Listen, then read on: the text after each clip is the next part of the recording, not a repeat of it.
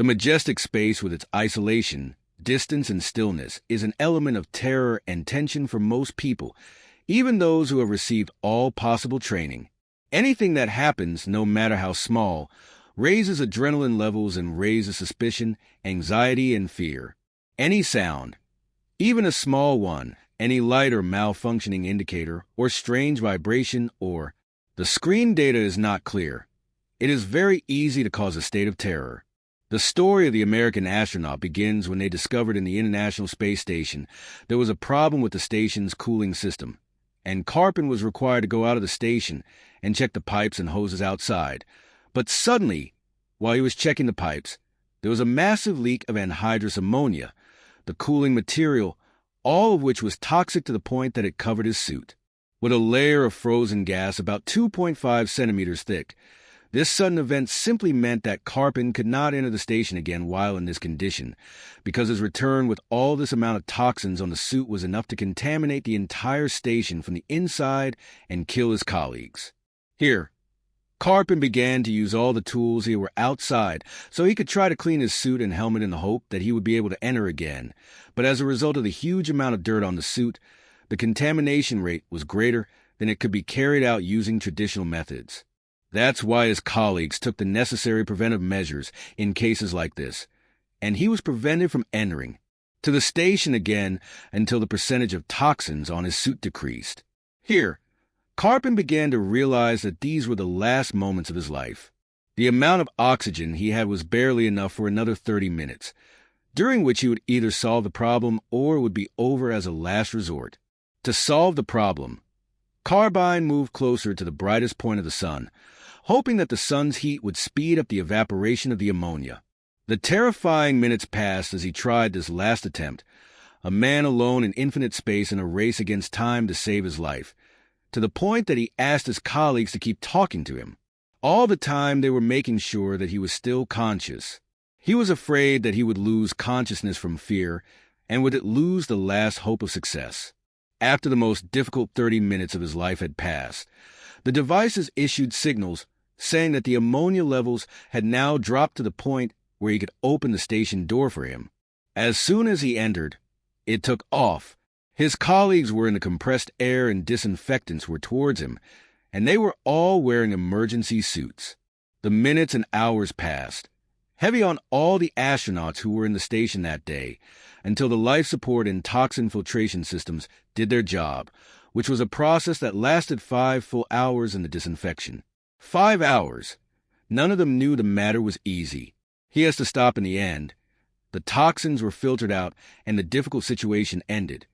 And the scary story is the most famous space flight ever, and it is not unlikely that America is keeping many secrets about the flight and is not talking about them, especially in light of the fluids that were between it and the Soviet Union in the Cold War. But one of the strangest of these secrets is the story what Maurice Chatelain told in his book Our Ancestors came from space, taking into consideration that Maurice is not just anyone, but rather he was the head of communication systems at NASA during the Apollo 11 mission in 1969. He tells in his book that during the first moments of Neil Armstrong descending the ladder to touch, the surface of the moon lost contact with the Earth for 2 minutes without any reason.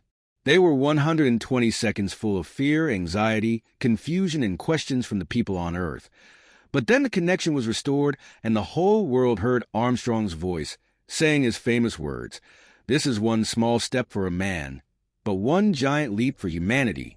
The whole world forgot about the 2 minutes that they lost contact with him and the one who terrified the whole world until a year ago. Dr. Story Musgrave is an American astronaut and mathematician.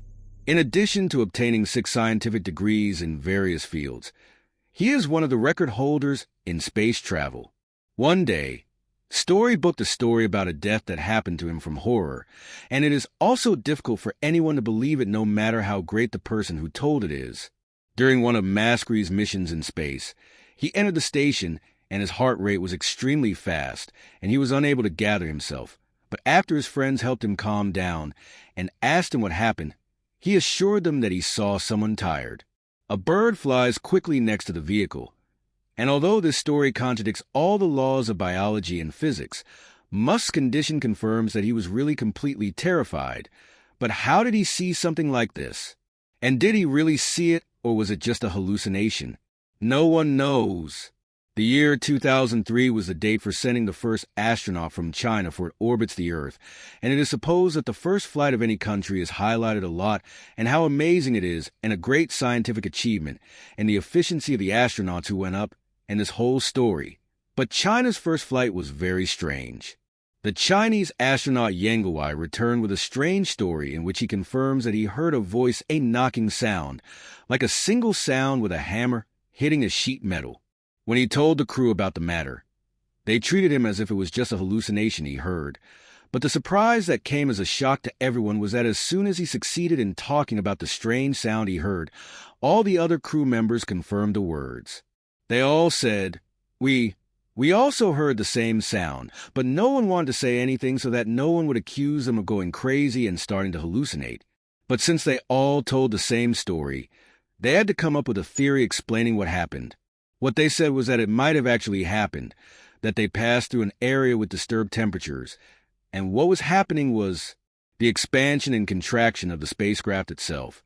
And this expansion and contraction is the reason for the sound that resembles a line that they all heard.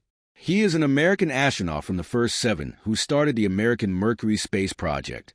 During an orbital flight aboard a space capsule in 1963, Cooper noticed a group of flying objects that put him in a state of from the terror. He quickly tried to communicate with the ground station, which instead of calming him down and reassuring him, increased his confusion and fear when they said that he was really right and that they had actually detected flying objects around him. During the first circle, Cooper noticed that one of these flying objects was approaching him at a very close distance, and every time it got closer and shone with a green light, and it was very clear to Cooper that this object did not resemble any known Earth vehicle. Cooper thought that he was going to be abducted by aliens, but then the green light disappeared, and everything returned to normal again. After 10 years of this event hosted Jordan Cooper on TV, and he told the story that he said was delayed for 10 whole years to be told, and that he said it still causes him trouble sleeping until now.